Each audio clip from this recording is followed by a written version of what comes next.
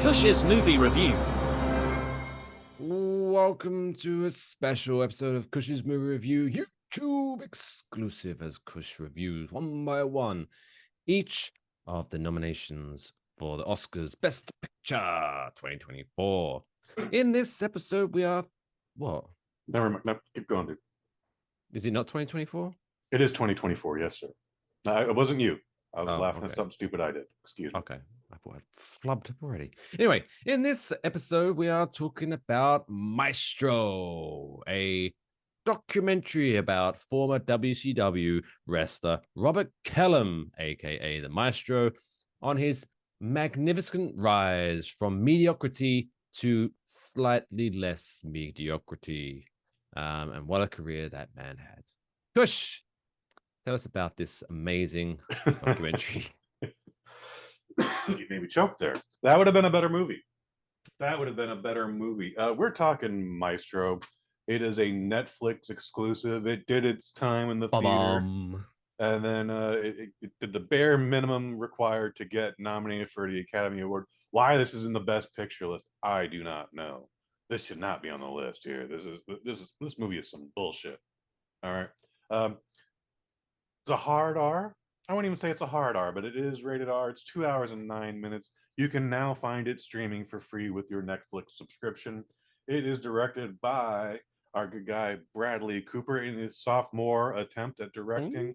He also co-wrote this with a man named Josh Singer.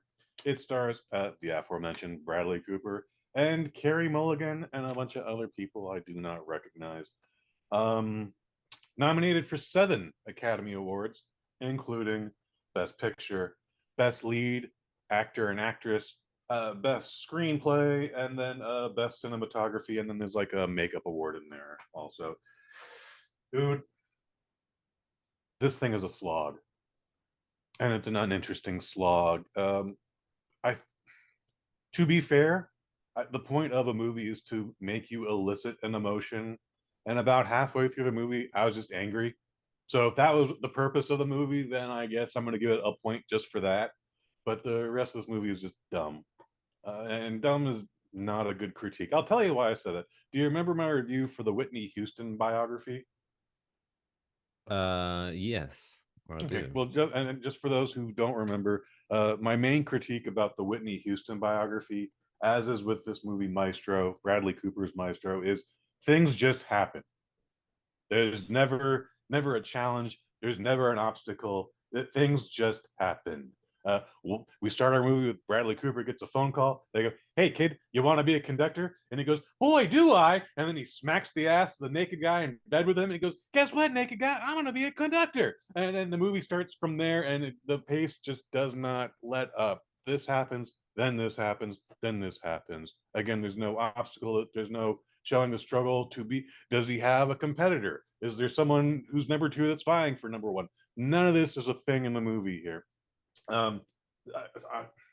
Like a jabroni, I forget who this character is, but it's based on a true story. It's a famous conductor. He's responsible for such movies as West Side Story. Like, we should have got something about that. That's not in here. Leonard Bernstein. I don't know why it took me a minute to get that, but there you go. Leonard Bernstein should have a complicated life. He is a homosexual man who is married to a woman. They actually had 3 or 4 children. It seems like a very normal lifestyle, except Mr. Bernstein cannot stop making out with gay men.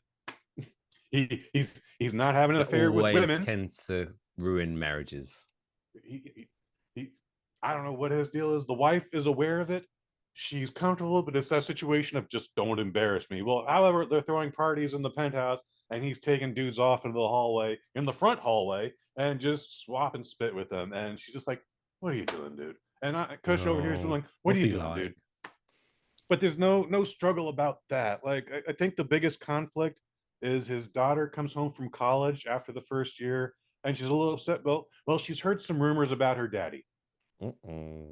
But we never really hear what those rumors are. And when she kind of confronts him about it, and he walks up to her, he's like, "I heard you heard some stuff." It's not true. It's not true. It's not true. Okay, and then they move on. It's just like, And she just fuck skips this off back to fucking school. movie. Um, I like Bradley Cooper. I like Bradley Cooper's acting. I like what he did with A Star Is Born. But much like this, it's even that movie was disappointing to me. Um, how could his directorial debut disappoint him? Well, if he'd been anybody else, I'd be like, this was a great goddamn movie. But then you hear all the press information, like he just shadowed Clint Eastwood for two whole movies, so he could learn a good technique to do A Star Is Born. And then you watch it, you're like, with all he's done, with the work he's put into this movie should actually be better. As good as it is, this could be much better. Um, and that's the same thing with this Maestro. For the first 45 minutes of the movie, by the way, Kush Hayes loves a gimmick. I love a good gimmick. Throw all the gimmicks at me, all right? For the first 45 minutes, it's black and white. I don't care. That's fine. But then we cross the 45-minute mark, and now we're in color because it's the 70s. All right, all right. It's presented in a 4.3 ratio, which is that's a square as Yeah. opposed to the widescreen Well, letter screen technically, format. it's not a square. Technically, Don't interrupt, baby. It's okay. Uh, that'd be again, I don't 3-3. mind a good gimmick, but then the last half hour, full screen, because now it's 2002 or whatever it is, and I'm just like, just fuck you. There's an actual musical number, and I'm like, you want to make this a musical? Let's make this a musical, but don't just have this random one dance scene and then go on to the rest of where he's just having a good. No one's having a better time than this conductor. All right. Again, he's out there. He's having parties. At one point, he's just doing cocaine. There's not a scene where like, hey, have you tried this new thing called cocaine? All the kids are loving it. No, you're just like, here, I'm going to just serve everybody. Here, have some cocaine. Like, Does he at least struggle with cocaine at some point? no, No. no. There's no cocaine addiction. Again, like his biggest thing is he likes making out with gay guys. I'm sure he's doing a lot more than that. And they're not trying to be gratuitous, and I appreciate that. But it's just like, all right, what are we doing here? Have something where like his marriage is on the line. Like they have a spat during Thanksgiving, and it's just like, So, at I know what they're point trying in to this present movie this. did you say, what is the point of this movie? Yeah. Oh, when we got to the dance number, and that was very early on into the film. So I found this incredibly dull. I I like Bradley Cooper. I think this could have been better. I don't feel like it has a direction. It just goes straight.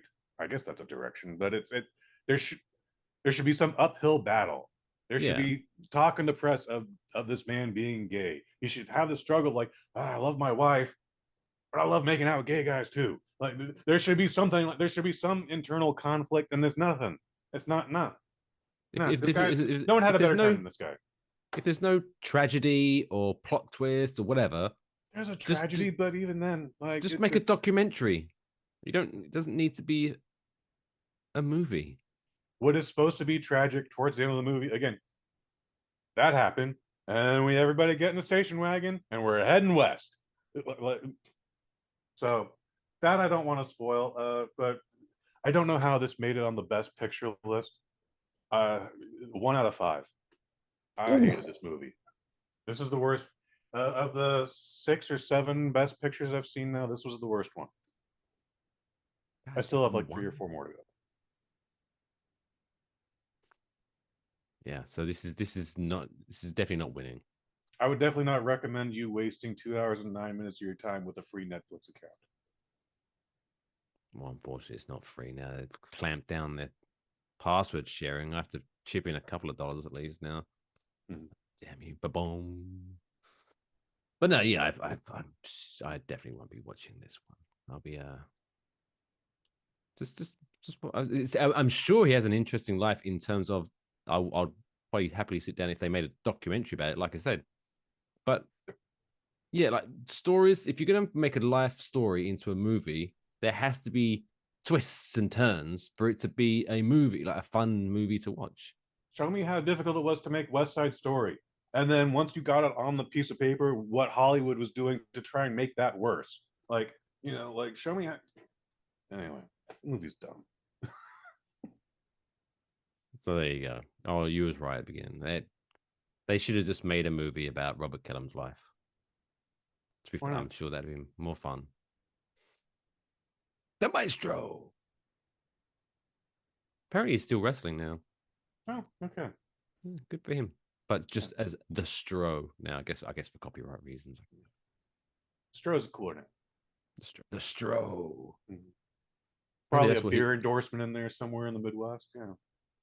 Maybe that's what this conductor should have. Once it got to the 2000s, to be down hip with the kids. Yeah. I'm the Stro. Unrelated to the movie, I don't know what the purpose is of a conductor. The folks playing the music in the orchestra, they got the shit on paper there. You really need to be is the direction not on the page there for them to go higher or lower or this area over here or that there? Like, I actually know the answer to this. Oh, please enlighten me. Shout out to James O'Brien's Mystery Hour. It's a great. Technically, I listen to it as a podcast form, but it's a radio show in the UK. It's 3 hours a day, weekdays. He talks about politics and news and stuff like that. But for 1 hour a week, he does a show called Mystery Hour, where people phone in with questions, and then other people that know the answer to those questions phone in and answer the questions. So one day, someone phones up, asks pretty much the same fucking question. And the answer is because typically in an orchestra, they're playing like this very large, elaborate piece of music, right? And it can go on for a while. True. And of course, every single person knows their individual role and they're reading their notes of music. However, there can be sections of time where maybe the fella playing, I don't know, one of the violins isn't actually taking part in any of it for about 5 minutes or so. So rather than having him have to follow everyone's part on the music sheet, the conductor is there basically going, right, you and Dave, you're back. And then Dave goes, I'm doing my next bit.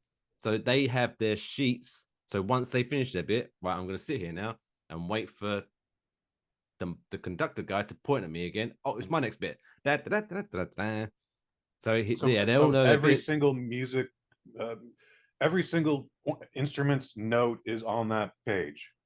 No, I think it's just theirs. Okay. And the conductor is there to keep them all in time. So this section comes back in. Right now, you come back in. But speed it up. Like that kind of thing. And this is why I'm not a musician. So that's at least an answer. I still don't quite understand it, but at least I've had some kind of explanation. So thank you, Mike. I'll have to try to find it, and I'll send you the link to that week's episode where they mentioned it. I'm not going to lose sleep over it. But it's a great show. Check it out. James Bryan, Mystery Hour. Check it out on Spotify or wherever you get podcasts, but Spotify's the best. On that note, I guess the Maestro, 1 out of 5. You're not going to spoil it. It's not going to win the Oscar, but no. Thanks for coming. I guess here's your participation medal. This is karma for what you did in A-Team, the movie. Okay.